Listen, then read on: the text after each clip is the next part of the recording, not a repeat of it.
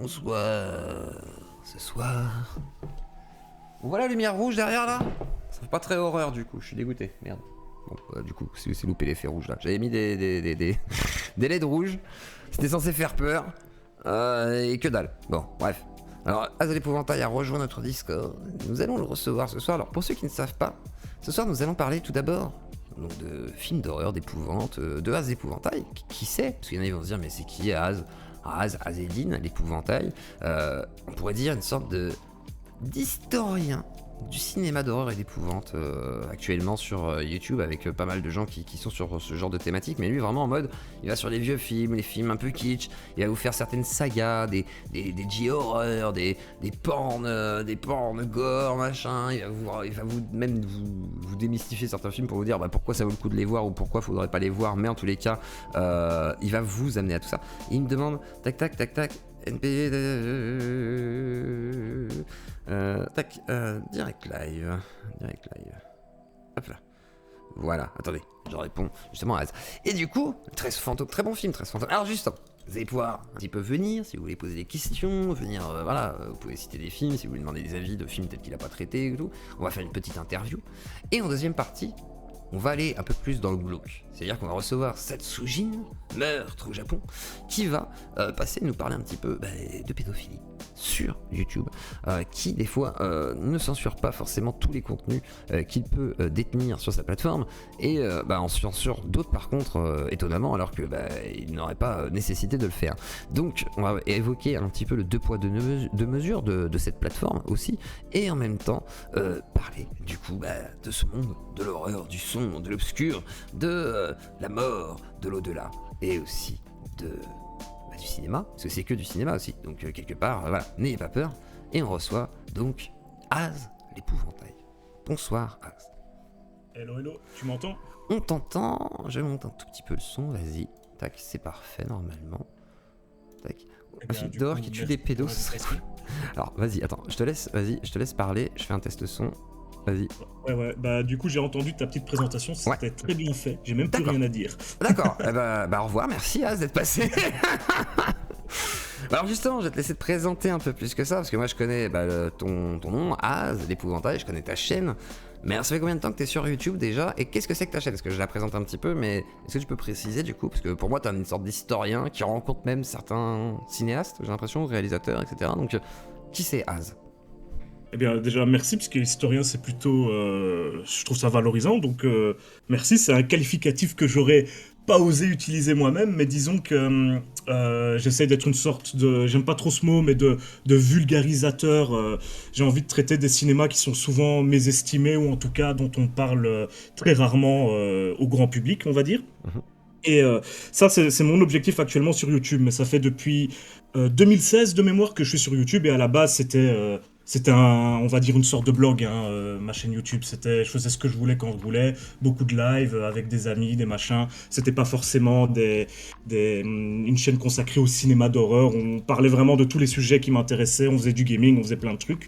Et finalement, c'est assez tard, c'est genre vers 2018, je crois. Alors, j'ai pas revérifié, donc ça se trouve il y a quelques mois avant ou après, mais que j'ai fait mes premières critiques glauques, et où je parlais de cinéma d'horreur, et c'était pas du tout travaillé. D'ailleurs, il y a pas longtemps, je les ai mis en hors ligne parce que je les assume plus trop, mais je les ai laissés longtemps. Où tu sais, il y a pas de texte, le cadre est vraiment naze. Oui. Je sais pas trop. Ouais, vraiment, j'étais encore dans cette espèce d'ambiance, tu sais, Skyblog, mais sur YouTube, on va dire. Amateur, etc., où t'as pas de Exactement. montage, un peu comme moi actuellement. Et ce sera l'évolution. Non, c'était moins bien que ce que tu fais là maintenant, parce que toi, il y a une certaine cohérence, tu sais, t'invites des gens, on discute, c'est autour de la discussion. Moi, c'était vraiment, je mettais ma caméra et je parlais de tout ce qui me passait par la tête, et je faisais pas de montage. D'accord, je pensais que c'était les critiques glauques, parce que t'en as encore des critiques glauques. Ouais, mais mes premières critiques glauques, elles sont pas comme ce qui... Il m'a fallu une dizaine, voire une quinzaine de critiques glauques pour obtenir un format qui est davantage proche de celui que je fais aujourd'hui. Et honnêtement, c'est un format qui, tous les 6 mois... En fait, moi, j'ai un petit souci, c'est que je me sens très vite enfermé, et je peux pas reproduire un format à l'infini, même si je pourrais encore l'exploiter pendant des années et des années. Alors disons qu'à peu près tous les 6 mois, je change un petit peu la formule, même si le nom reste le même. Donc ceux qui me suivent depuis très longtemps, ils ont pu voir la critique glauque entre guillemets évolué pour qu'aujourd'hui ce soit plus vraiment même des critiques en tant que telles, quoi. Donc Oui, c'est plus des analyses finalement, soit d'un courant de cinéma ou d'une saga qui a marqué pour plusieurs raisons. Enfin, tu fais plutôt ça ouais, dans tout à l'idée en fait. fait. Moi, c'est comme ça que je le vois. C'est-à-dire, quand je vois le truc sur les critères, je fais ah putain, c'est le seul gars qui a parlé des critères. J'attends que Ah tu ouais, ça fasses un truc c'est sur Splinter. ah, pourquoi pas. Et pour les critères, ça c'est sur c'est mon bestiaire de l'horreur et en vrai ça c'est donc c'est une émission où là je fais tu sais je fais des biographies fictives de personnages de films d'horreur en fait, souvent d'antagonistes. Et finalement, c'est cette émission-là qui a fait un petit peu percer, entre guillemets. Bon, chacun donnera la valeur qu'il veut au mot percer, évidemment, mais disons que moi, j'aurais jamais cru à l'origine avoir un jour une centaine de milliers d'abonnés. C'était absolument pas un objectif. Et tu m'aurais dit que j'aurais eu ça au T'y début sur croyais YouTube, pas. j'aurais. Ouais, c'est clair. C'était. D'accord. Enfin, voilà. Pour moi, ça semblait impossible à atteindre, surtout en parlant de films de niche, tu sais. D'accord. Mais c'est le bestiaire de l'horreur, donc j'ai sorti celui sur Pazuzu, donc le Ouais. démon dans L'Exorciste. Mm. Et c'est celui-là qui a commencé à beaucoup tourner. Et finalement, à partir de là, j'ai eu pas mal d'abonnés en une fois. Et par la suite, ça n'a plus jamais cessé d'augmenter, on va dire. Et sinon, oui, moi, mes vidéos que je préfère faire, c'est effectivement celles sur des sagas. Biopsycho. Euh, et notamment des sagas peut-être un peu méconnues, hein. J'ai commencé en faisant des sagas plus grand public comme les Freddy, les Vendredi 13, etc. C'est ce qui engrange beaucoup de vues, on va pas se mentir, Forcément, c'est mais plus connu. ouais, tout à fait. Mais c'est justement pour ça que c'est pas forcément ce qui me plaît le plus. Moi, j'aime bien traiter des franchises qui n'ont pas forcément encore été beaucoup traitées, justement, en tout cas en francophonie. Et genre dernièrement, c'était les Guinea Pigs, par exemple. Ah, c'était vachement bien ça. Allez voir, hein, merci beaucoup. ça donne envie de les voir justement les guinea pigs. Tu vois, tu te dis ouais, ok. Et en plus, il y a des Mais- plateformes pour les voir. Tu vois, c'est genre, c'est pas partout que tu trouves tous des films dont il va parler, donc voilà. Ouais, ça c'est Mais un peu parfois le côté dommageable, voilà. ouais, c'est clair. C'est ça qui est dommage, c'est Euh, que c'est pas assez accessible. Mais par contre, ouais, Guinea Pig, ça donne grave envie, quoi. C'est des sortes de vidéos, donc filmées, c'est ça, en mode réaliste, si je me souviens bien. Ça Si je me dépend trompe des pas. épisodes, ça a Ouais, c'est ça, voilà, commencé ça ou dépend des vidéos. Ouais. d'essayer effectivement ouais, de te faire passer ça pour de véritables snuff C'est movies. super. Alors bon, tu sais, c'est des films qui sont sortis en 85, les deux premiers, donc Merci, aujourd'hui, Alex. même si on te donne pas le background, t'y crois pas 2 secondes que c'est un véritable snuff Mm. movie, on a des trucs bien plus, qui vont bien plus loin dans le concept, qui sont sortis depuis. Blair Mais Witch, hein, à qui avait l'époque, fait ça. c'était... Vas-y, Ouais, vas-y. par exemple, mais il y a pas ce côté, dans Blair Witch, il n'y a pas ce côté snuff, tu sais, le côté vraiment où t'aurais Oui, avec la un torture, meurtrier. etc. Ouais, c'est voilà, vrai. c'est ça, Par contre, exactement. il y avait quand même la dinguerie, tu sais, d'avoir fait un documentaire. Alors, je sais pas si tu l'avais vu, ça, on fait vite fait une digression, mais t'avais vu le documentaire de la sorcière de Blair avec le fou, justement, tu sais, toute la mise en scène qu'il y avait autour de ça pour faire vraiment croire que c'était vrai, toute l'histoire autour. Dans la ville de... Avec le village, voilà, où c'est Ouais, filmé en ouais, noir ouais. et blanc, et t'as le mec qui met de la merde sur les murs, je sais pas quoi, il saute sur son lit, il est à poil, enfin c'est un truc de dingue quoi. Et tu vois ça, tu crois vraiment que c'est vrai quoi. Quand t'es gamin, moi j'y croyais, enfin pendant un instant, je me suis dit peut-être que c'est vrai en fait. C'est chaud quoi. Et Ouais, après, c'était oui, bien mis en scène du coup. Vas-y, Blair pardon. Witch, ils ont vraiment essayé de... Excuse-moi, je t'interromps et si Ouais, des fois je le fais grossièrement, tu pas de me le dis. problème. Non, C'est une t'inquiète pas. mauvaise habitude que j'ai. Pour le projet Blair Witch, clairement, ils surfaient sur cette vague de pseudo cinéma vérité. Tu sais, je crois la tagline sur l'affiche, c'était il y a des étudiants qui disparus et on a On a retrouvé retrouvé leur cette film. vidéo, c'est ça. Ouais, c'était ce que ça disait, mais bon, c'est pas eux qui ont inventé ça. Déjà, Cannibal Holocaust, Oui. plus de 10 ans avant, là, faisait exactement la même chose. Euh, et effectivement, les guinea pigs faisaient un petit peu ça. Sauf que la petite formule que guinea pig faisait, ce qu'ils ont fait, et c'était plutôt intelligent, c'était de dire, pour le deuxième en tout cas, c'était de dire cette vidéo est une reproduction, une reconstitution d'une véritable vidéo. C'est pour pouvoir, pour que toutes les incohérences, que pour toutes les preuves, que ce soit de la mise en scène, ne fassent pas perdre le spectateur, entre guillemets, qui se disent, ok, ça se voit que ça, c'est fictif ce que je vois, mais c'est une reproduction, ce qui est faux évidemment, c'était même pas une reproduction. Et ça marche Donc, mal du coup, parce que ça te sort peut-être un peu plus du coup. Tu vois tout ce Alors, qui est. C'est le côté docu-fiction, mais au moins c'est assumé. C'est-à-dire que ça fait pas. C'est moins. Ça te disons sort que- moins du pseudo-réalisme que ça Alors devrait moi, être. moi évidemment, j'ai pas vu le Guinea Pig 2 à l'époque de sa sortie, hein, en 85 forcément.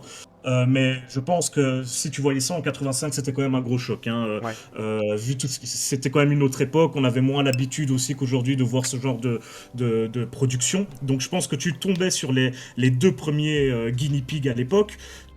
tu pouvais vraiment tomber dans le panneau. Et il y a beaucoup de gens qui sont tombés dans le panneau. D'ailleurs, ça c'est assez drôle, mais en dessous de la vidéo consacrée à la saga, il y a des gens qui viennent commenter. Il y a par exemple des gens qui disaient que chez eux, dans leur lycée, à l'époque, ça se passait des VHS pirates de guinea pigs sous le manteau et que les gens pensaient que c'était de véritables snuff movies. Des anecdotes comme ça, il y en a pas mal. Et d'ailleurs, c'est drôle, j'aurais aimé en avoir eu quelques-unes avant de faire la saga, parce que je les aurais probablement incluses. Mais c'est vraiment tout ce qu'il y a eu, comme souvent avec ce genre de cinéma, c'est tout ce qu'il y a eu autour des films Guinea Pig qui lui ont donné cette réputation, parce que finalement, entre nous, la plupart des films Guinea Pig sont de qualité assez discutable, quoi. Ce qui est intéressant, c'est ce que tu dis, c'est pas ouf, mais c'est bien de les voir pour la culture cinématographique, en fait, quelque part. Oui, et peut-être aussi de comprendre le phénomène, comprendre comment voilà. des réalisateurs ou des producteurs, des scénaristes ou ce que tu veux, se décident à se mettre à table et à produire un film de ce genre-là. Parce que ça, c'est souvent un truc qui revient à une incompréhension sur ma chaîne, surtout quand je parle de cinéma vraiment extrême. C'est, oui, pourquoi ils font ça, quoi. Regarde ça, oui. Quel intérêt, souvent, il y a même... voilà, exactement. Et t'as même... Bon, là, encore, on est gentil, parce que souvent, ça va dans les... ceux qui regardent ça sont des dégénérés. Tarés, ouais. Alors, moi, j'adore les films conceptuels, justement, parce que c'est des concepts, hein, des concepts poussés outrance. Et puis on se met d'accord, hein, c'est pas pour tout type de public, c'est clair et net, et personne ne prétend l'inverse, mais voilà, on est tout de suite dans une optique de censure dès que ce sont des œuvres qui vont à l'encontre de notre grille morale, parce que là, il y a pas d'autre, pour moi, il y a pas d'autre explication. Et alors, tu sais, par exemple, Tom Six, le réalisateur des Human Centipede, qui presque tous les jours, il relaie sur son Twitter des menaces de gens qui ont vu son film ou qui aimeraient qu'il se fasse enfermer ou interner. Ouais, ça va loin. Oui, il en rigole, ça le fait marrer, et puis il s'en sert comme d'une publicité aussi, hein. C'est un peu le jeu qu'il joue. Après, Human Centipede, moi, quand je l'ai vu, c'est vrai qu'à ce côté, tu te dis, ah ouais, c'est genre, pourquoi? Ah ouais, non, pourquoi t'as fait ça, mec? Et en même temps, tu te dis, c'est fascinant, tu te dis, allez, je vais au bout quand même, faut que je vois jusqu'où ça va. Voilà. C'est logique. Et tu vois, le tout, c'est d'assumer cette espèce de fascination pour le morbide, le macabre. Il y a un côté tellement absurde chez les Japonais que j'adore, moi, dans les cinémas d'horreur japonais, c'est que c'est absurde aussi. J'adore le cinéma d'horreur aussi, vous savez, les histoires de fantômes chinois, tu connais ça? Oui, bien sûr. Ouais, voilà, c'est vraiment kitsch, mais c'était génial, quoi. Il y avait un côté flippant, il y a un côté yokai, kaiju, enfin pas kaiju, mais yokai à l'ancienne, enfin, je sais pas comment on appelle ça en Chine. Par exemple, Vampire à Hong Kong, c'était des jiangshi, tu sais, des espèces de zombies, vampires, si on compare à nos créatures à nous, c'est un mélange de plein de choses qui bondissent un petit peu. C'est un mélange de comédie, d'action et d'horreur, et ça fonctionne super bien. C'est génial. C'est génial. Et alors du coup, t'es un passionné aussi de J-horror, parce que j'ai vu que tu fais une cagnotte par rapport à ça. Alors est-ce que tu peux expliquer un petit peu, comme ça les gens peut-être que ça les renseignera aussi, alors, de quoi on parle. C'est cool que j'en parle ici publiquement, parce qu'effectivement j'ai pour projet de faire un documentaire sur la J-horror, donc les histoires de fantômes japonais modernes, on va dire, pour résumer en quelques lignes. Le truc, donc j'ai organisé une cagnotte où l'idée c'est que même si personne ne mettait 1 euro sur la cagnotte, le documentaire je le fais dans tous les cas. Donc l'idée c'est pas de mettre le couteau sous la gorge des gens qui aimeraient bien voir le docu. Il n'y a pas de souci, les gens sont pas obligés d'aider. Franchement, j'ai pas eu envie de pousser à ça, mais disons que pour ceux qui ont envie de participer au projet, s'il y a plus de sous dans la cagnotte, ça aidera à faire plus de choses. Le seul problème avec ça, c'est que là tout de suite, en ce moment, vous le savez probablement, mais les frontières du Japon sont fermées depuis longtemps, depuis le premier confinement, et probablement pour encore un bon moment, quoi. Ouais, c'est ça. Et du coup, moi, je suis un peu bloqué ici. Faudra que je m'exprime publiquement sur ma propre chaîne pour discuter de ça, notamment avec ceux qui ont donné, forcément, parce que eux, ils ont donné des sous pour que je fasse quelque chose avec. Alors, c'est sur Litchi. Donc, pourquoi j'ai choisi Litchi? Parce que il n'y avait pas une contrainte de temps, parce que justement, j'ai ouvert la cagnotte, on était déjà dans cette période où les frontières étaient bloquées, donc je savais que je pourrais pas forcément commencer le documentaire dès que la cagnotte serait terminée, mais par contre je savais pas que ça durerait aussi longtemps. Je pensais quand même que 2 ans après j'aurais pu retourner au Japon pour aller tourner ça.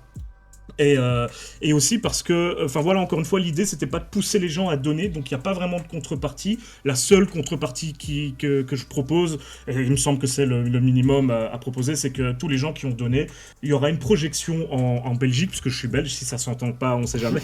T'inquiète, moi j'ai pas mal d'amis belges du coup, donc... De toute façon, je l'ai vu dans ton chat que les gens l'ont repéré, donc... Les gens sont contents, Je me doute bien que ça s'entend. Il y en a qui sont heureux, je pense, ils disent, ah putain, on a quand même de la chance d'avoir un rasé tout, je suis sûr. Ah, c'est gentil. C'est ça. Bah ouais, écoute, franchement, j'ai beaucoup plus d'abonnés français. C'est logique, tu me diras, mais je pensais quand même que j'aurais plus d'abonnés belges. J'en ai pas énormément. En tout cas, selon les stats YouTube. Hein. Après, va savoir ce qu'il y a derrière à chaque fois. Enfin bon, pour revenir au docu, donc il y aura une projection dans une salle de cinéma à Bruxelles, et évidemment tous ceux qui ont participé à la cagnotte sont les bienvenus et ils auront rien à payer pour assister à la projection. Ça me semble être le minimum que je puisse accorder. Il y a quand même pas mal de gens qui ont participé, sachant que du coup j'en ai parlé une fois en live de cette cagnotte. Le lien il est en dessous de chacune de mes vidéos, mais enfin tu m'entendras pas. Je dis pas aux gens allez donner, je le mets dans mon générique de fin. Ouais. Donc comme tu le sais, il y a peut-être 5% des gens qui regardent mes vidéos qui voient le générique de fin. Forcément, oui, c'est logique. Moi j'y vais au fond, c'est ça qui est bien. Moi je laisse en fond et je regarde aussi quand ça m'intéresse, genre une saga que je connais pas et tout. Attends, c'est quoi comme type de film? Et comme ça me permet de voir les images. Et je vais toujours au bout des vidéos par contre. C'est-à-dire que si ça me prend, ça me prend. Après, si c'est un truc qui me prend pas, genre le sujet est moins mon truc, bah forcément je vais switch. Tu vois. Après, c'est assez intéressant parce que t'as une bonne manière d'amener les choses. En plus, t'arrives à mettre des petits extraits et tout, donc ça permet de bien imaginer le truc. Et surtout, on voit quand même que tu connais ton domaine de cinéma. C'est-à-dire que tu sais où tu vas. Par rapport au disons que de toute façon, même si c'est des sagas que je pense connaître bien de base avant de faire la vidéo, c'est sûr que pour faire la vidéo, je vais plus en profondeur que mes connaissances de base, quoi. Je me renseigne, je fais des recherches. De temps en temps, comme tu l'as dit, j'ai la chance de rencontrer, que ce soit virtuellement ou IRL, des gens qui ont travaillé sur ces films-là, de poser des questions précises sur les sujets dont je veux parler. Par exemple, là, ma dernière vidéo en date, c'est celle sur Bashkin, un film d'horreur turc. Et du coup, j'ai contacté le réal, quoi. Il était très sympa, on a discuté par email. Donc là, ce qui était génial, c'est que moi je sais, c'est dans mon émission Cinéma Interdit, donc là, vraiment consacré aux films qui en général sortent pas chez nous, tout simplement. Et alors l'idée, c'était ici de lui demander un petit peu quelle était sa démarche, comment le film a été reçu en Turquie, parce qu'on sait que voilà, la Turquie, c'est pas forcément comme en Europe pour ce genre de film extrême. Et moi, c'est ça qui m'intéressait, et il a été génial, super accessible, et du coup, j'ai eu des réponses ultra précises sur les sujets que je voulais traiter dans ma vidéo. D'accord. Donc après, c'est pas toujours possible, évidemment. Il y a des gens qui sont difficiles à contacter, que ça intéresse pas de répondre à ces questions, ou même des gens, on ne sait pas, qui sont décédés, qui sont... Oui. Voilà. Pour le documentaire sur la J-Horror, j'ai pas mal d'intervenants, par exemple, et ça a été parfois super galère de tomber sur eux, parce que déjà, bon, c'est le Japon. Moi, je parle pas japonais, donc... c'est une galère. Voilà. Tu vois, j'ai passé des heures et des heures... Ça, ils savent pas communiquer, quoi. Voilà, exactement. On est d'accord. J'ai passé des heures et des heures sur le Google japonais avec Google Trad à côté de moi à traduire. En plus, il fallait que je passe, Google Trad, il a du mal du français vers le japonais, donc je devais passer du japonais à l'anglais. L'anglais, ça va, je me débrouille pas mal, mais pour des soucis, tu peux repasser encore de anglais à français. Mais quand même, tu te retrouves avec une traduction Google Trad malgré tout. Donc, voilà, exactement. Après, tu fais chino. C'est vrai que c'est compliqué. Et alors l'idée c'était de retomber sur, de trouver des adresses email, éventuellement des numéros de téléphone si les adresses email étaient compliquées, ou même des comptes Twitter, j'en sais rien, et essayer de contacter les gens. Et finalement, j'ai pu contacter pas mal de gens. Et vers la fin, j'ai profité de notre ami Koma Satsujin pour qu'il me traduise certains emails. Donc je sais qu'il est dans le chat d'ailleurs. Coucou à lui, mais il nous rejoindra, si j'ai bien compris, un peu plus tard. Donc, et il m'a gentiment traduit plusieurs emails que je voyais ou que je recevais. Et alors, ouais, il y a plein d'anecdotes avec ça, parce que les Japonais, ils font passer plein de choses dans leur façon d'écrire, leur forme de politesse, on va dire, même à l'écrit. Et par exemple, pour la petite histoire, j'étais en contact avec l'actrice de Sadako dans le film Ring, que je voulais vraiment avoir pour le documentaire. Alors, bon, petite anecdote, déjà, elle demandait 7 000 € pour une heure d'interview. 7 000 €, d'accord, ok, ça va. C'est complètement impossible. Hein. Je veux dire, c'est du délire. J'ai interviewé des acteurs comédiens, voilà, des acteurs américains beaucoup plus célèbres qu'elle, qui demandent rien. Je ne vois pas pourquoi je lui donnerais 7 000 boules. C'est plus que mon budget total, là, pour le moment. Donc, enfin bon, en tout cas, déjà, il y a ça, mais en plus, et là, c'est grâce à Satsujin qu'on pouvait un peu anticiper, parce que vu qu'il parle japonais, il me disait que son ton était très froid, assez dur, qu'elle n'était pas forcément très polie, alors que tous ceux avec qui j'avais discuté jusque-là étaient vraiment très sympas, très polis, très courtois dans nos échanges, même quand ils n'étaient pas forcément intéressés, hein, c'était toujours très très courtois, mais elle, c'était vraiment... Du coup, on a compris que là, bon, si je venais pas avec une putain d'offre économique sur la table, c'était mort, quoi. Et autant vous dire que je l'aime bien, hein, mais les 7 000 euros, si je les ai, je vais les utiliser autrement. Ce qui est légitime, t'as pas envie de dépenser 7 000 euros. Moi, on m'avait dit par exemple, tu veux interviewer, est-ce que tu serais prêt à interviewer Zemmour? J'ai dit, ça coûte 5 000 euros, je préfère faire autre chose, je préfère un vrai projet que juste mettre sept Ah mille bah euros oui, pour bah, interviewer tu quelqu'un qui m'étonnes. ferait du buzz, tu vois, ou qui Et, ferait. et, Voilà, c'est triste, Et mais puis voilà. entre nous, là, bon, c'est une comédienne, elle est iconique grâce à son rôle. Il y a aucun doute là-dessus. J'adore son personnage et même, je pourrais dire que j'adore sa performance. Mais entre nous, pour un documentaire sur la J-Horror, son témoignage est pas forcément le plus relevant pour essayer de cerner, de comprendre qu'est-ce que c'est la J-Horror. Finalement, Ça. c'est une comédienne importante pour l'histoire. J'aurais adoré la voir. Mais si je dois faire Et tu un préfères ordre, avoir une un vrai hiérarchie réalisateur, peut-être, qui a Oui, voilà, fait c'est ça, voilà, exactement. c'est J'ai logique. plusieurs réals. Tu sais, pour le même film, j'ai eu Kenji Kawai, donc c'est Ouais, le compositeur de la musique, ouais. et qui est aussi très célèbre pour les fans d'anime, hein. Il a fait de la musique pour Oui. plein d'animes, Il avait notamment. fait Et pour Blue, je sais plus quoi, là. Il avait il a fait fait plein de. Ouais, les plein, Ghost plein. in the Shell, il me Là, les semble. Ghost in the Enfin, vraiment Shell, je des crois que les Pat Labor aussi, il me semble, si je dis pas de Oui, tout à bêtises. fait. Et Mais voilà, c'est une Perfect pointure. Blue, tous les trucs comme ça. Enfin, vous avez les gros succès japonais de l'époque, en fait, quoi. Et plusieurs autres Et films de Takashi J-horror. Miike aussi, ou pas? Parce Ah, il que est je sais super que. dur à contacter, pour Ouais, être honnête. J'adorerais avoir Mickey, même en dehors du projet pour la J-Horror. Moi, c'est mon gros projet de l'année. J'espère que j'y arriverai parce que, entre nous, l'ampleur de la tâche dépasse mes appréhensions, alors que je savais que ce serait gigantesque. C'est-à-dire que Mickey, bon, c'est un gars qui tourne 5 6 films par an. c'est ça. Donc, on est quand même devant un C'est un réalisateur très, taré. très, très actif. C'est le Et psychodélique du cinéma.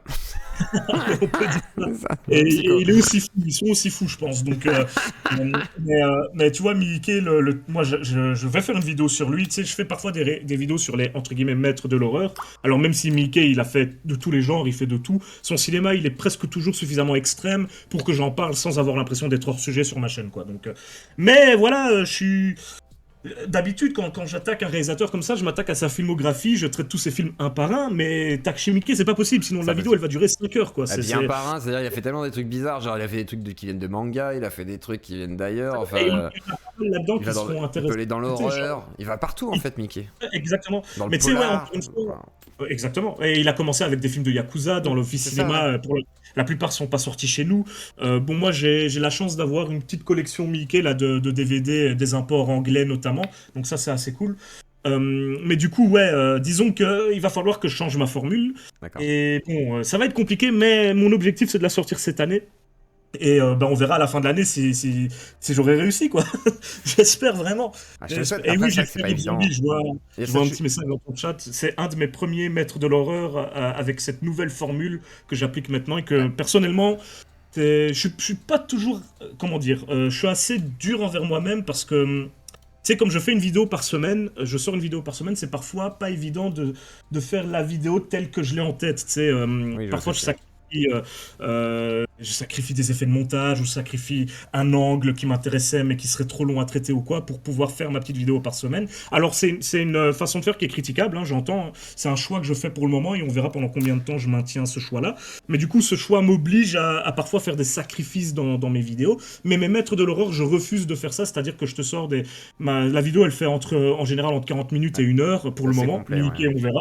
Et donc ça fait une grosse semaine, on va dire, le moment où je fais cette vidéo-là. Ça fait vraiment une grosse semaine qui parfois fait mal la semaine d'après, on va dire. Mais c'est un des formats où je me dis, celui-là, voilà, si je veux le faire de façon un peu intéressante, si je veux traiter un réalisateur de façon intéressante, là je prends le temps, quoi. Et là, j'essaie de m'attarder de façon complète, même si évidemment, tu sais, si tu écris un bouquin, tu vas revenir sur les choses de façon bien plus complète qu'en vidéo, mais c'est le format qui veut ça. Et disons que je pense, c'est un de mes formats que moi je préfère sur ma chaîne. Donc si il y a des gens qui sont intéressés par mes formats et qui savent pas par quoi commencer, disons que je vous renverrai plutôt vers ce genre de choses. Si les vidéos de 40 minutes, 1 heure vous font pas peur, évidemment, hein, ça c'est à chacun de voir, évidemment, c'est une question de goût. Donc abonnez-vous à Zépouvantail, allez découvrir. Si jamais vous cherchez par exemple un vieux film que vous avez vu quand vous étiez gamin, vous savez plus comment ça s'appelle et tout, allez voir sur sa chaîne, il y a des chances qu'il est traité aussi. Et voilà, ou un truc chelou que vous avez vu à l'époque, vous savez pas où c'était un truc japonais, je sais pas quoi, allez voir sur sa chaîne. Voilà, il y a plein de trucs, c'est un truc de fou. Et tiens, J'essaie de temps en vas-y. temps me forcer à faire un peu de diversité, tu sais, parce Ouais, que genre dans mon émission Cinéma Interdit, donc j'ai une cinquantaine de films là que j'ai listés et que je devrais traiter dans le futur, mais il y a peut-être la moitié qui sont japonais et j'aime bien varier, notamment les horizons géographiques, tu ouais, sais. Si je fais toutes les semaines un nouveau film japonais dans le cinéma interdit, ce serait un peu dommage. Donc j'essaie vraiment de varier. C'est pour ça aussi que j'essaie d'alterner en fait. Donc je l'ai très très tôt ou tard. Mais tu sais, on ressent aussi que mes films de prédilection, j'ai mes courants de prédilection. Et moi, j'essaie d'élargir mes propres horizons parce que mon leitmotiv, c'est d'élargir ceux de mon audience. Donc ça commence par moi-même aussi dans ma façon de proposer le contenu, quoi. Alors, question très bête, tiens. Est-ce que tu travailles tout seul, tout d'abord? Est-ce que tu arrives à en vivre?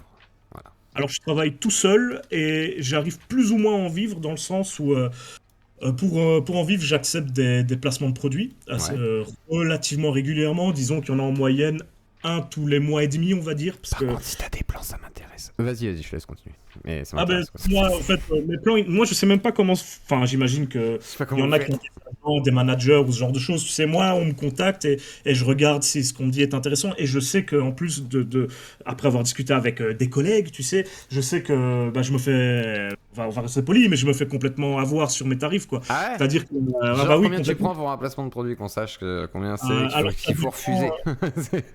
Oui, mais Vas-y, pour j'ai savoir vite commencé. fait.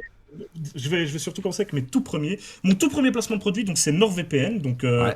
voilà, on les présente plus, hein. Et ils m'ont donné 400 euros. Et moi, j'étais trop content. Tu sais, en plus, à l'époque, je travaillais pour Greenpeace. C'était mon boulot à l'époque. J'étais en temps plein. Donc YouTube, c'était pas du tout pour gagner de l'argent à la base. Et à ce moment-là, il m'avait proposé 400 euros. Je me dis, oh, petite prime de 400 euros sur le mois, ça m'a l'air pas mal, tu vois. Et en fait, après avoir parlé avec un pote, j'aurais dû demander au moins 3 fois plus avec mes abonnés de l'époque. Hum. Et dis-toi qu'aujourd'hui, aujourd'hui encore, c'est pas cette somme-là qu'on me donne pour mes placements de produits. Ça va varier entre 600 et 1000 euros en fonction de D'accord. qui propose le placement. Alors, enfin, moi, tu sais, j'ai beaucoup de mal à me placer là-dessus parce qu'entre nous, quand on me propose 1000 euros, 800 euros, j'en sais rien, T'as pour l'impression que faire. c'est beaucoup, quoi, c'est ça? Ah oui, enfin, mais. Mais la pub, elle est éternelle, Az. Ouais, tout à fait, on est d'accord. Mais disons que, tu sais, Ils ont plein de enfin, pognon, Az. pendant cette. Je suis d'accord Vide avec toi, leur hein. poche. En fait, c'est que Remplis moi, les quand tiennes. Pardon, vas-y. En fait, pour être honnête, c'est quand ils me le proposent, c'est que je vois pas les choses de leur côté, je le vois du mien, je les vois du Ouais. mien. Et quand je les vois du mien, je compare avec mes 38 heures semaine que j'ai fait pendant 7 ans, sans parler de mes boulots Oui, avant, j'ai je vois ce que travaillé tu dans veux des dire. kebabs, ce genre de choses, et Tu que je me disais, culpabilises, quoi.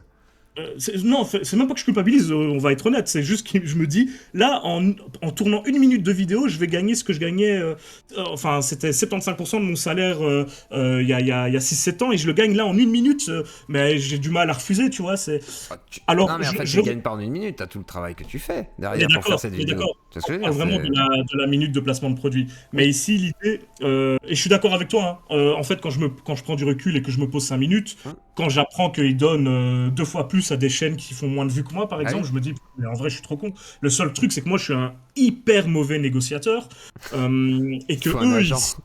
bah, en Pardon. fait, il faudrait, mais moi, j'ai pas. Par contre, là, tu vois, je gagne clairement pas assez Non, mais je pour comprends. payer entre guillemets, un manager. Et le jour où tu me vois avec un manager, c'est que je fais quelque chose d'autre que YouTube, je Oui, pense, je parce comprends. que.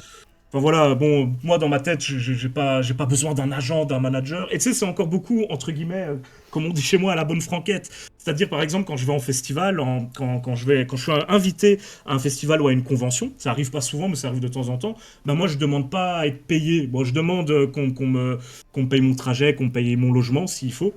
Et puis voilà, et par exemple, là, je vais au Bloody Weekend D'accord. dans 3 semaines, là. Et à Audincourt, en France, un super chouette festival de cinéma de genre.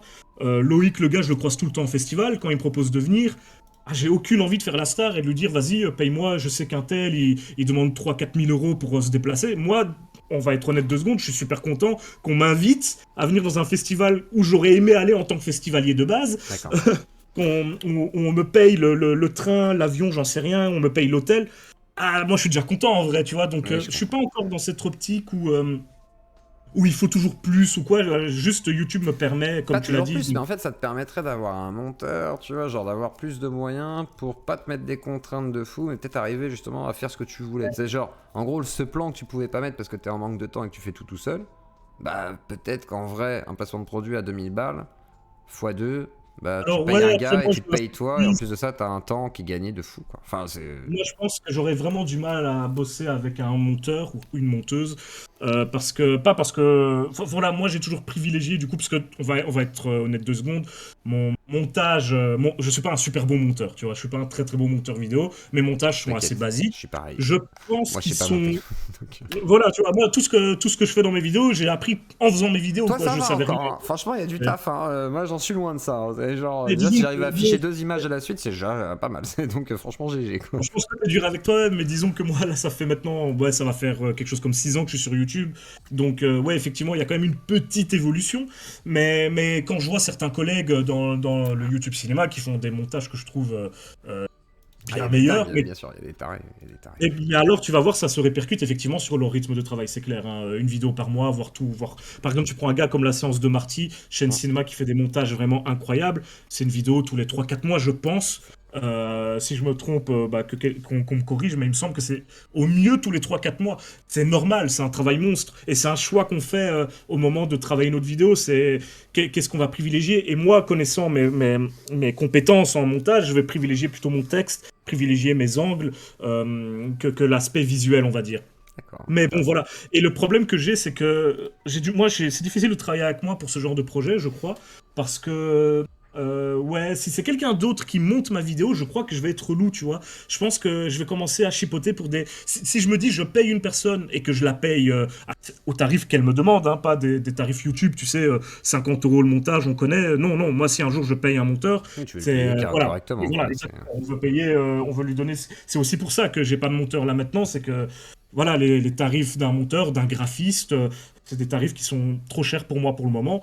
Et bon, il faut l'accepter, quoi. Donc, mais ce que je me dis, c'est que du coup, à partir du moment où je paierai quelqu'un pour le faire, je risque d'être, tu sais, entre guillemets, un patron relou. C'est-à-dire, ah, ça me plaît pas trop, change, cette demi-seconde là, elle C'est me plaît normal. pas, machin. Il faut être Ouais, normal, exigeant. mais, C'est pas mais grave. j'ai pas envie de l'être. J'ai Non, pas mais envie de l'être. exigence du travail bien fait, pas de faire chier les gens, tu vois, juste Oh, bien sûr, exigeant ah, pour le mais travail. en fait, la frontière, elle est mince. Tu vois, je me dis, il y a moyen, ce serait possible que je bascule de Est-ce que l'une t'as à déjà l'autre. fait quelque chose d'artistique, c'est genre en mode un film avec des gens, un truc comme ça? J'imagine que oui, du coup. Oui, oui, oui, j'ai déjà Donc tu vois ce que fait. ça donne. Ouais, Il y a après, forcément moi, quelqu'un c'est. qui dirige un peu pour pas que ce soit le chaos, tu vois. Ouais, bien sûr, mais Parce là, que t'as toujours des gens un peu perchés dans le milieu, tu vois. oui, oui, bien sûr. Mais justement, je veux pas en arriver là. Tu sais, je suis bien placé pour savoir effectivement que on va reprendre le cinéma comme exemple, que Mhm. t'as parfois des réals ou quoi, qui sont des caractériels et qui vont parfois très très loin Et parce qu'ils après, sont exigeants et tout, hein, mais donc après ça, chacun en pense ce qu'il veut. Moi, disons que j'ai pas envie d'approcher. Je crois pas que je serais quelqu'un de vraiment. Je crois pas que je deviendrai un connard du jour au lendemain. Enfin, j'espère. non, c'est Mais jamais du disons jour au que lendemain, t'inquiète pas, t'inquiète. c'est un long Je processus. pense que Mais, oui, c'est ça. disons que là, actuellement, j'ai ma formule, en fait, que j'applique semaine après semaine.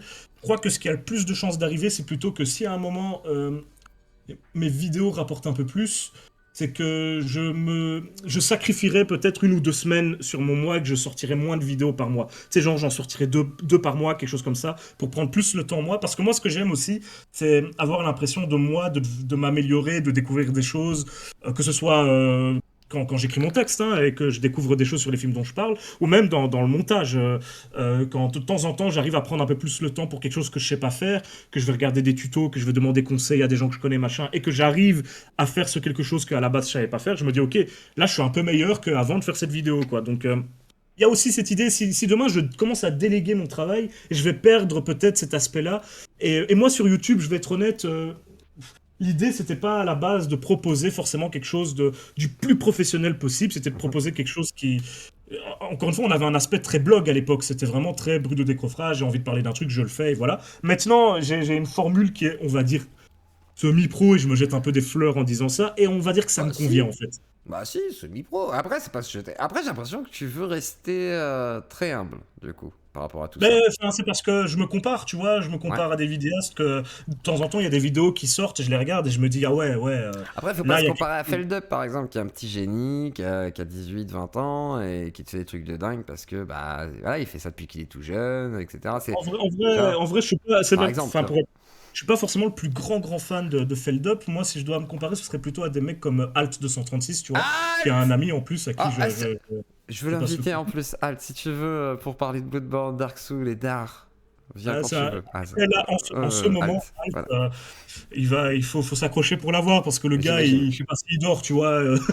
Il est tellement sur 50 000 projets avec son deuxième enfant qui vient de naître en plus, machin. Enfin, je sais qu'en ce moment, Alt, c'est peut-être compliqué pour faire des choses avec lui, mais sinon, à part ça, il a la main sur le cœur, hein. Donc, moi, je l'ai eu pour plusieurs projets avec moi, alors à l'époque, on se connaissait même pas. À une époque où j'avais même pas tellement d'abonnés, j'en avais 10-15 000, un truc comme ça. Et il a toujours accepté avec grand plaisir. Donc, j'avais organisé une espèce de rencontre entre vidéastes et, entre guillemets, abonnés à Bruxelles, où j'avais invité. Il est venu avec plein d'autres vidéastes et c'était super, super cool. Donc, enfin bon, bref. Lui, souvent, quand il va sortir une vidéo, ça dépend aussi des sujets, mais parce qu'il y a certains sujets, évidemment, qui me parlent un peu moins. Mais quand le sujet me parle et que je suis à fond dedans, je me dis, OK, sur la forme, il y a quelque chose, tu vois, il y a quelque chose que j'aime bien. Euh, et effectivement, il prend le temps pour la faire, sa vidéo. Donc c'est aussi encore l'exemple d'un vidéaste qui va pas te sortir une vidéo forcément tous les mois, mais qui va prendre le temps pour obtenir le résultat qu'il a en tête. Mais c'est aussi un vidéaste qui, de ce que je sais, en tout cas à l'époque, aujourd'hui ça a peut-être changé, qui avait un bon Tipeee, tu sais, lui donnait la garantie chaque mois de payer ses factures finalement, Ça.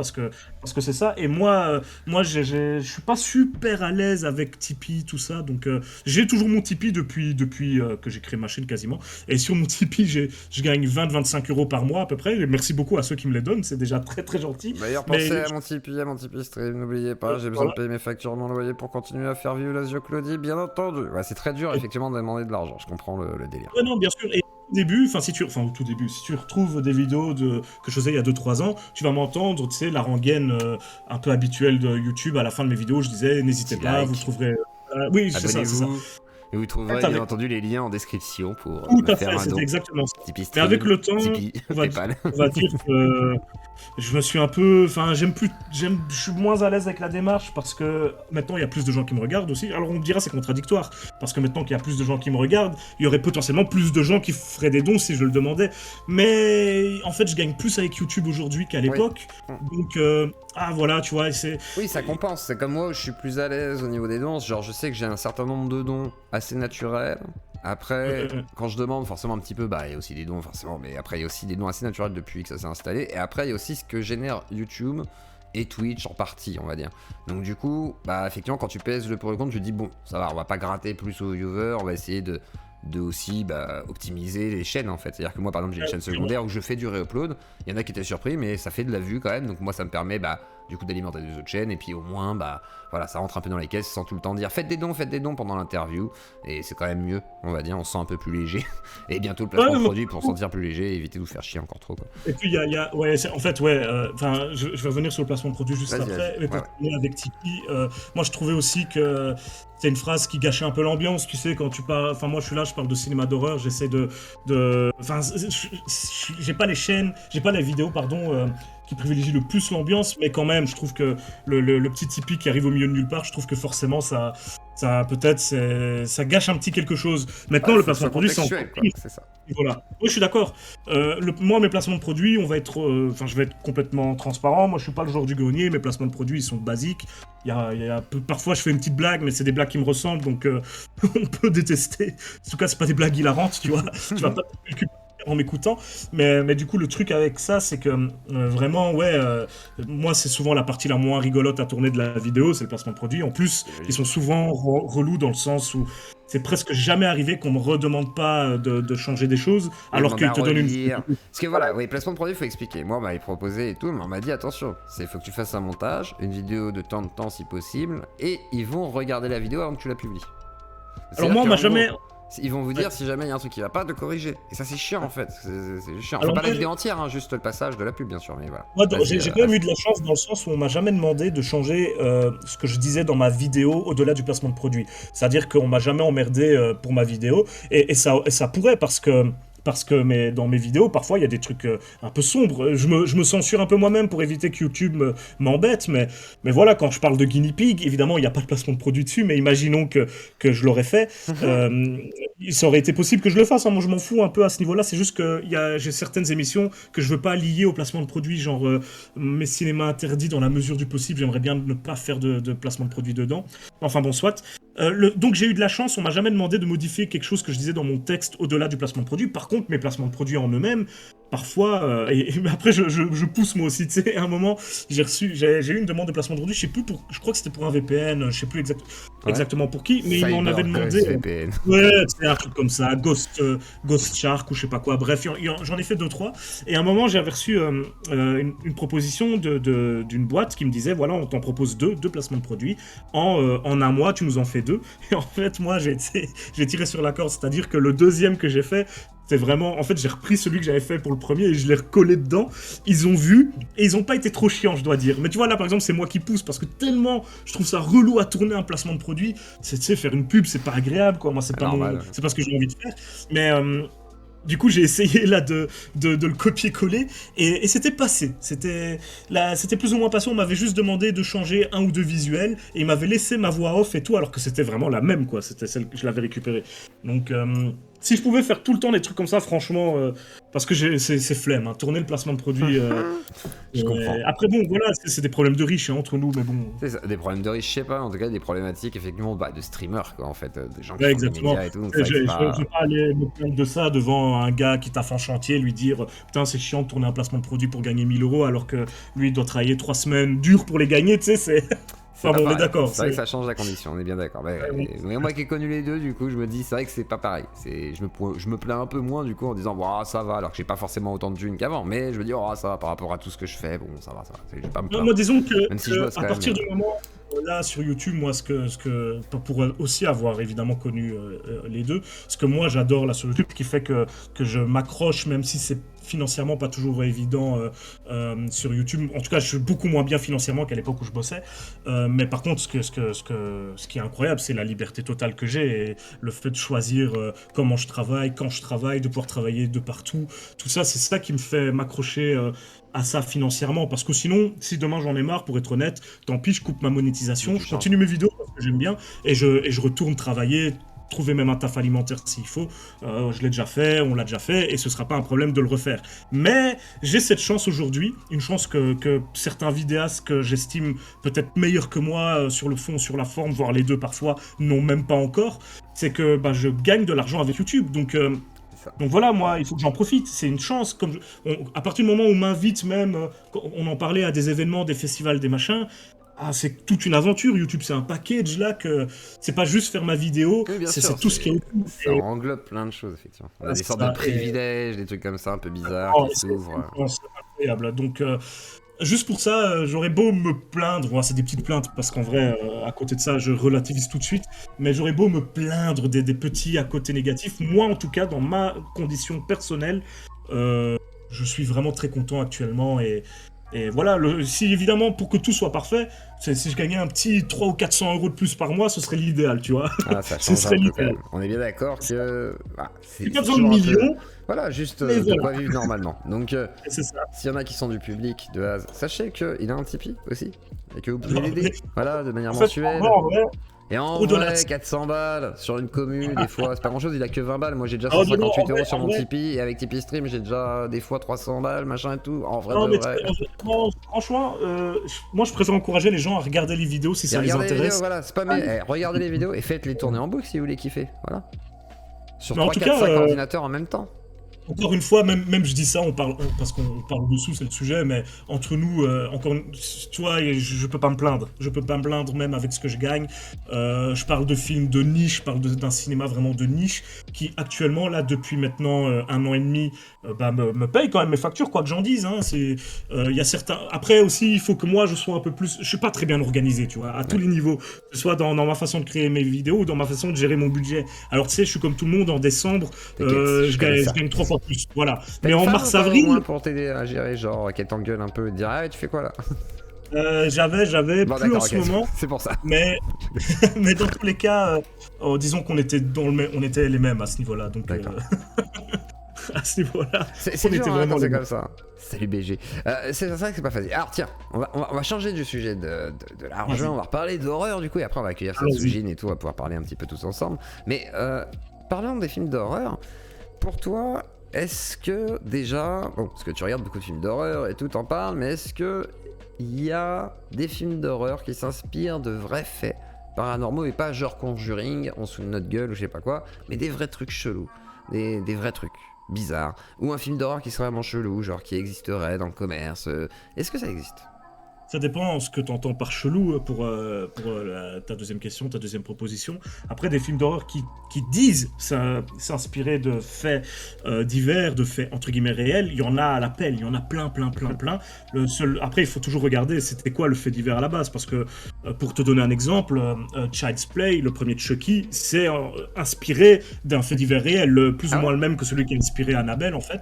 Mais c'est pour ça, en fait, eux ils se sont inspirés d'une histoire où on voyait une poupée marcher à travers une fenêtre, on la voyait marcher la nuit, et voilà, ça a donné Chucky, et en même temps Annabelle. Alors je grossis le trait, bien sûr, Oui. je suis pas forcément le meilleur pour connaître les histoires entre guillemets vraies, c'est pas moi ce qui me passionne le plus, mais par contre oui, dans le cinéma d'horreur, il y en a plein. Un autre exemple, bon c'est pas du paranormal tu me diras, mais quand tu sais que Massacre à la tronçonneuse est plus ou moins inspiré à la base de Ed Gein, le tueur en série, bah, ça n'a plus rien à voir avec les vrais faits, avec les vraies actions de Ed Gein, quoi. C'est Est-ce qu'il y a très, très... un film qui serait assez proche de ce qu'il est censé décrire et qui soit voilà, qui ne soit pas romancé façon de parler? Tu vois ce que je veux dire? Est-ce que ça existe ou pas? Ou c'est Ça doit exister. Ça doit exister.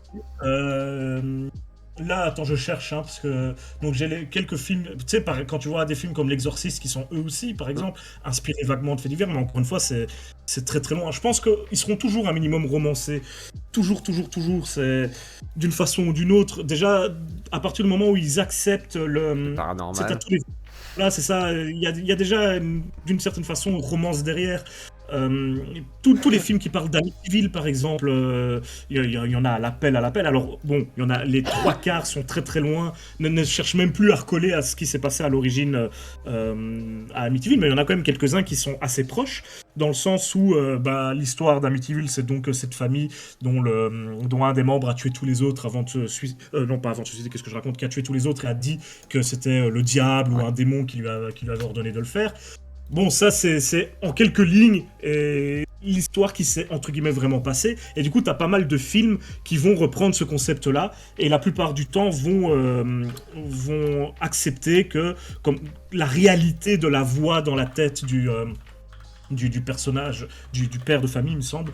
Donc, il y a un parti pris qui est d'accepter le paranormal, et du coup, pour moi, on romance d'office le fait divers.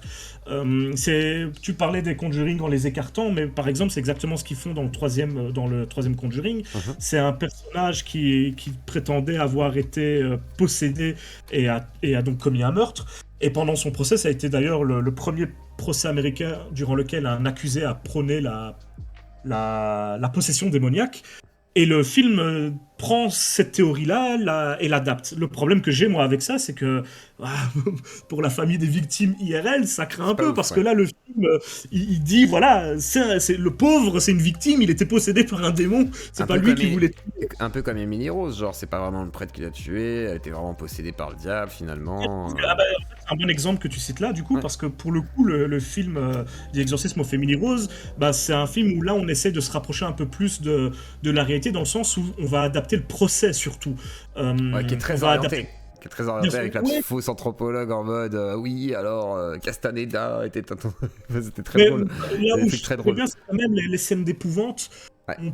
Le film ne prend pas forcément le parti pris franc et assumé que les scènes d'épouvante sont réelles. On peut imaginer que le film nous laisse décider de est-ce que ça se passe vraiment ou est-ce que c'est dans la tête de Emily Rose. Après, je trouve que Rob Zombie est plus fort là-dedans. De faire comprendre que c'est peut-être parce que c'est pas de l'horreur, du coup c'est vraiment de la folie pure et dure à chaque fois, avec Rob Zombie qui est exprimé avec un phénomène social ou une époque, un contexte, quoi. Lord of Salem, ces films, oui, l'Halloween, on peut en débattre, surtout dans le 2, mais par exemple dans sa trilogie de la Maison des Mille Morts, Devil's Reject et True from Hell, c'est pas du paranormal, donc et du coup, et même bon, il adapte... C'est une satire sociale en fait. Si tu veux, après là, faut tirer sur la corde quand même, mais il y a un côté un peu cynique quand même dedans, effectivement. Il y a quand même un côté où on va s'intéresser à une certaine population américaine des années 70, 80. Mais après, ça c'est quelque chose qui reprend beaucoup de Toby Hooper, donc le réal de Massacre à la tronçonneuse, et de Sam Peckinpah, putain de réal qui a par exemple fait Chien de paille, pour ne citer que ça, dont c'était aussi des sujets un peu de prédilection dans en tout cas certains de leurs films. Et Rob Zombie, on va dire que à ce niveau-là, ils marchent beaucoup sur leur trace à eux en fait. C'est des mecs qui l'ont beaucoup inspiré et il reprend pas mal cet univers-là, on va dire.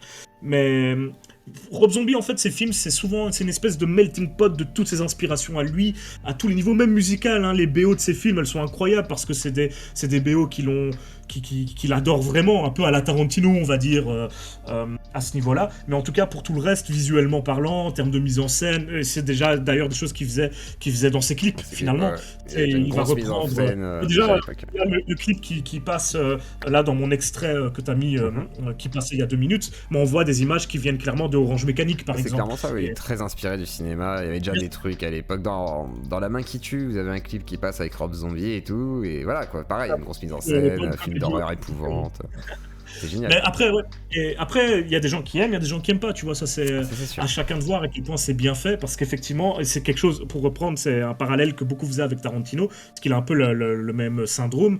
C'est des cinéphiles qui font des mash-ups de temps en temps de leurs inspirations, et pour certains, parfois, ça va un peu trop loin dans l'inspiration. Donc, ça, je laisse à chacun. C'est malsain, ou ça paraît malsain, parce que voilà. Après, il a une force pour choquer, en fait, Rob Zombie. Même les gens qui sont habitués à ce genre de film, il a une capacité à aller assez loin dans une sorte de choc, genre la famille normale, un petit peu bizarre, tu sais, avec voilà, la scène de déshabillage dans la chambre d'hôtel, par exemple, pour The Devil Reject, qui est assez malaisante dans un certain sens, parce que bah ouais, ça va loin, quoi, mais en même temps, c'est froid, c'est très froid, donc il y a aussi ce côté-là, et en même temps, il y a le côté un peu humain, donc tu sais, genre vraiment, t'as une vision des méchants très humaine, en fait. Ce qu'il a voulu faire dans The Devil Reject. C'est très perturbant, du coup, pour les gens. Il y a déjà beaucoup moins ça dans La Maison des Mille Morts, où c'est vraiment plus un survival, avec vraiment la famille de redneck méchants, consanguins, tu sais, vraiment le cliché qui est véhiculé dans les redneck movies horrifiques en général. Il joue à fond avec, et il s'amuse avec des personnages qui ont tous des noms inspirés, notamment des Marx Brothers, qui sont une famille de comédiens très très connus. Il me semble que c'était dans les années 30-40 aux États-Unis. Enfin bon, bref, il met tout le temps ses inspirations, tout ce à quoi il veut rendre hommage, il le met dans ses films. Et c'est ça en fait, que c'est pas tellement le choc que les cinéphiles vont lui reprocher, le choc qu'il y a dans ces films, parce que là il y a toujours pire, on peut toujours débattre, bien sûr. Mais ce que les gens lui reprochent, c'est vraiment le fait qu'il va trop piocher dans ses inspirations cinématographiques, même dans sa Et on voit les clins d'œil, etc. Bien sûr, au niveau de l'éclairage, au niveau de certains plans, la mise en scène même, la mise en scène en elle-même, des fois de certaines scènes qui sont téléphonées, parce que voilà, le dialogue aussi, c'est vrai, ouais. Et du coup, ça, il y a des gens pour qui ça va trop loin là-dedans. C'est pour ça que je dis, bah ça, c'est à chacun de voir, chacun est juge par rapport à ça.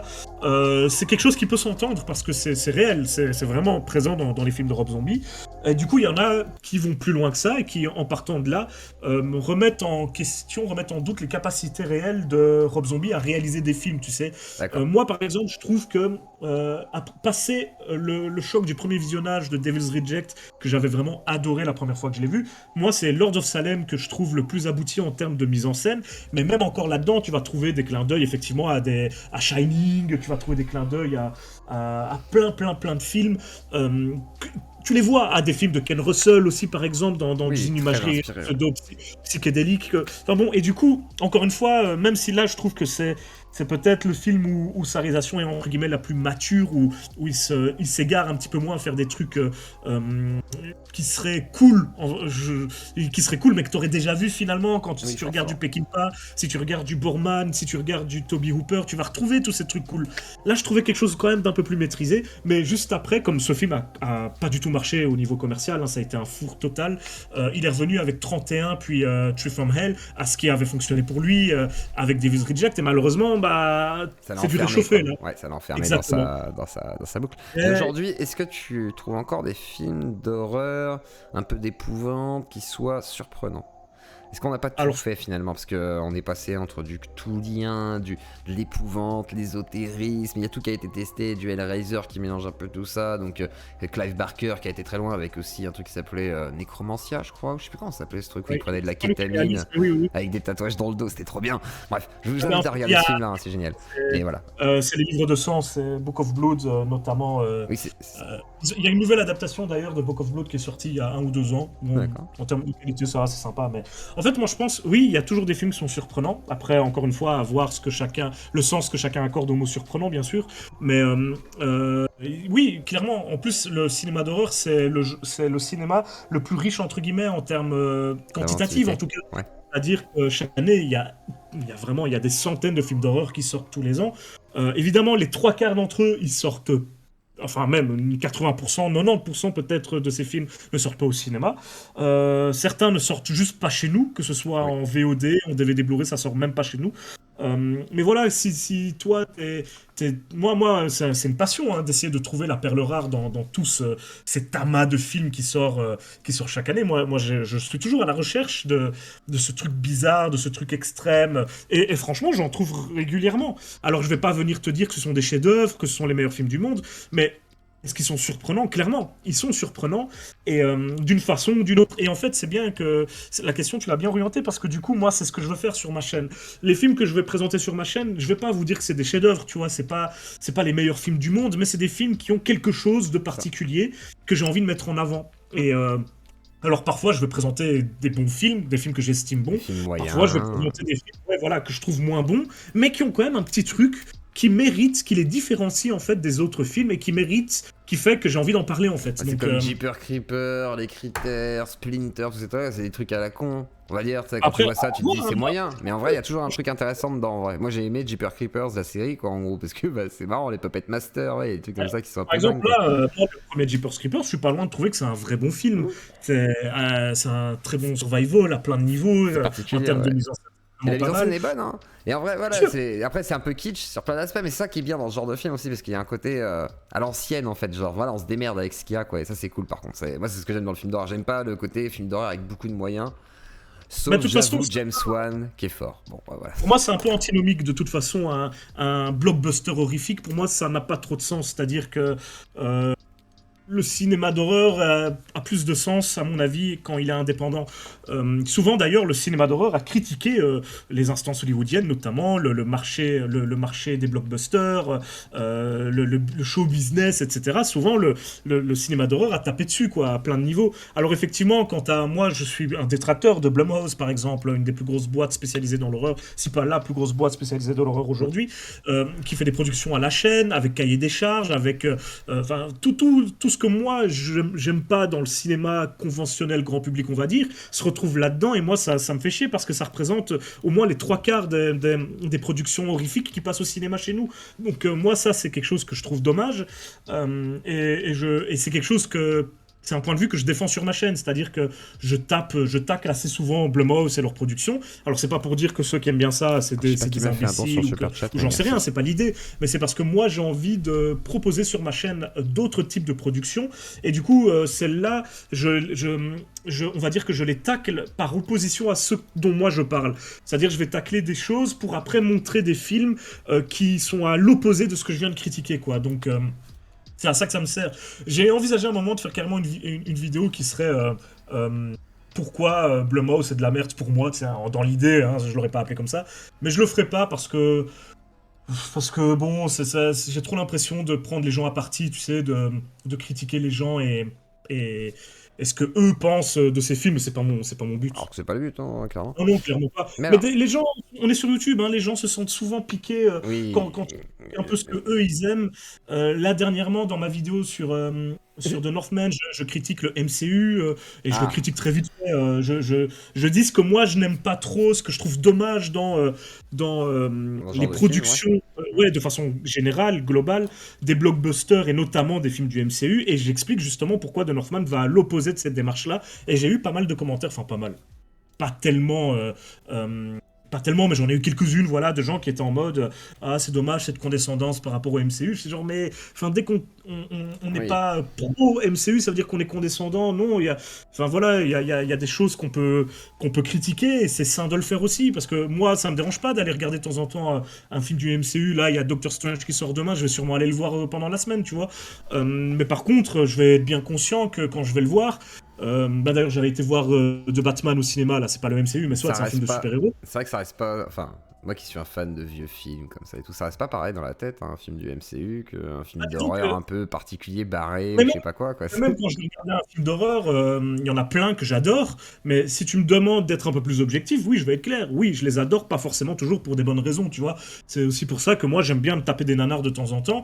Et pour moi, le MCU, il y a pas mal de films qui sont pas loin d'être des nanars, tu vois. Ah, clairement, Donc oui. c'est ça va peut-être potentiellement me faire passer un bon moment et je vais te dire peut-être même je l'ai bien aimé, mais si on essaye d'en parler de façon un peu plus objective et tout, moi je vais plutôt être partisan du c'était pas terrible, tu vois, c'était pas incroyable, mais ça veut pas dire que je vais pas aimer en regarder un de temps en temps. C'est ça. Juste que Et même le j'ai- revoir, hein. Moi oui j'ai bien voilà, aimé oui. revoir Conjuring 2. Et en Ah oui, fait, tout à fait. quand je l'ai revu, j'ai fait les textes sont tellement chaotiques. Et même la mise en scène, en fait, c'est ultra téléphoné. Mais pour ma femme, pour la mettre dans les films d'épouvante au tout début, parce que c'est pas trop son délire, c'est très bien.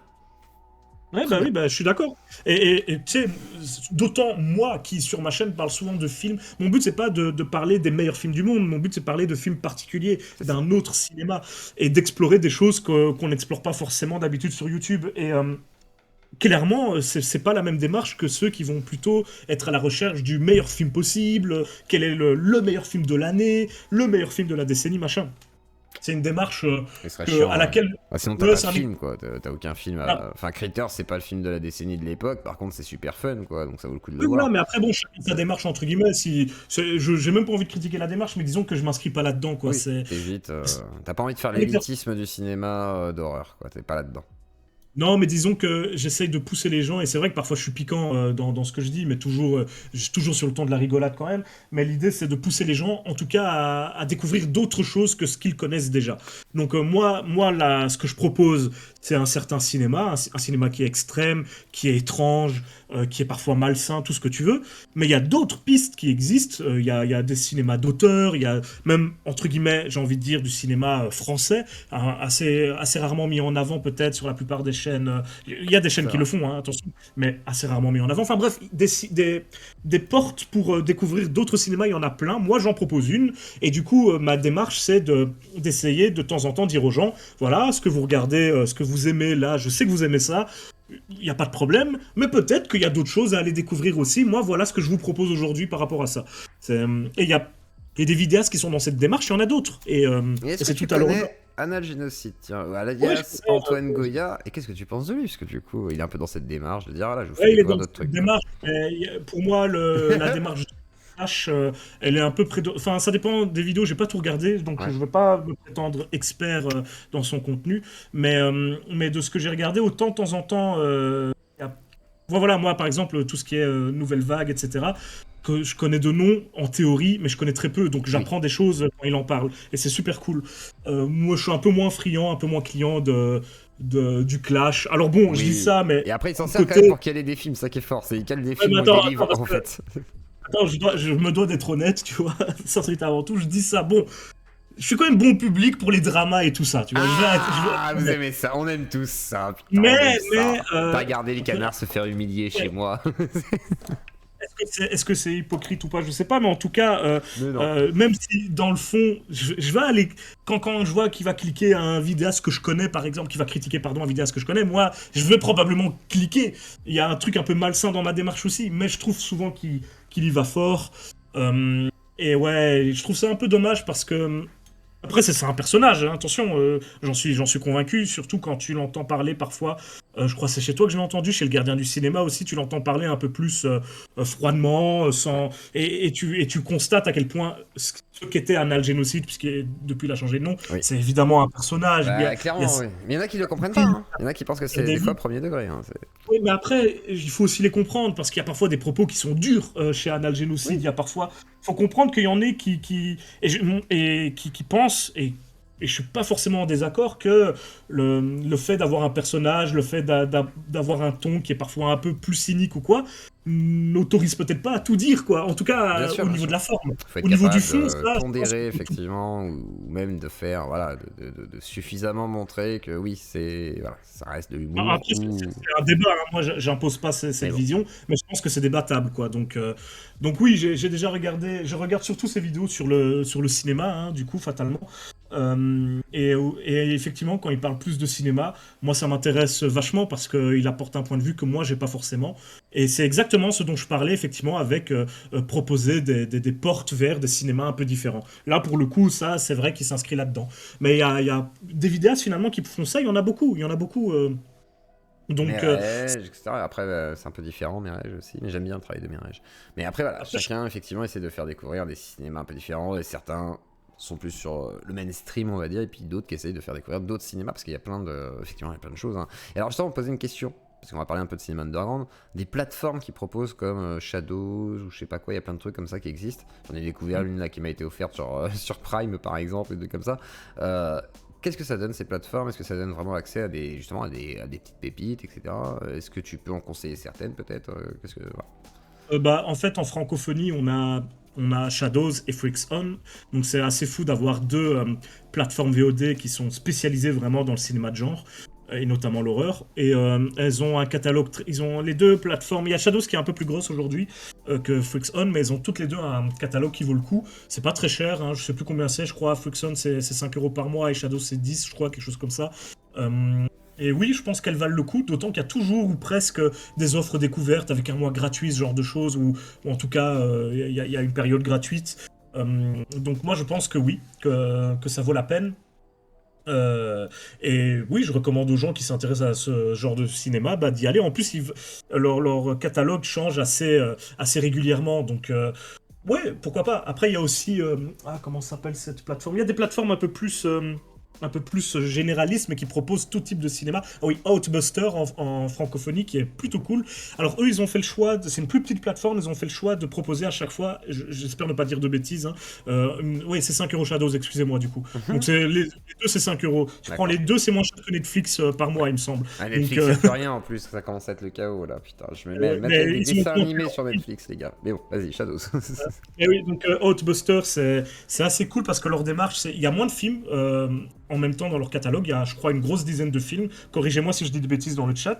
Mais ils vont changer assez régulièrement leur contenu. Et l'idée chez eux, c'est vraiment de faire découvrir des films très différents. Donc, tu as toutes sortes de films, des films d'horreur, des films d'action, des comédies dramatiques, machin, toutes sortes de budgets, de production, des films de tous les horizons. Et alors, l'idée, bah, c'est de regarder des choses que tu n'aurais pas été chercher de toi-même parce que tu connais pas, hein, grosso modo, en général. Donc, moi, c'est trois plateformes que je recommande assez chaudement. Après, il y en a plein d'autres, et c'est ça, entre guillemets, à la fois la bénédiction et la malédiction de notre époque, c'est qu'en termes de des distributeurs, des plateformes qui proposent du contenu sympa, il y en a de plus en plus. Mais nous, notre budget mensuel, il n'est pas extensible à l'infini. C'est Donc ça. il y a des choix à faire. Et ça, c'est en fonction de chacun. Mais souvent, ces plateformes, elles proposent une période gratuite d'essai. Donc je pense qu'il faut en profiter quand on est intéressé par la démarche. Il faut vraiment pas hésiter. Donc voilà. Parfait. Mais Eh bien, on va petit à petit entamer. T'allais dire quelque chose? Vas-y. non, non, non, Non? Pas de j'allais soucis. broder sur les plateformes. Je recommande quand même, pour conclure, Vas-y. Freaks On et Shadows. Je les aime beaucoup les deux, donc Freaks On pour Frickson et Shadows. Donc voilà, c'est 5 euros chacune, donc en gros. Mais ce n'est pas un placement Hmm. de produit. Et voilà, au moins si vous aimez le cinéma d'horreur de genre et autres, et ben voilà. Et likez, clocher, abonnez-vous.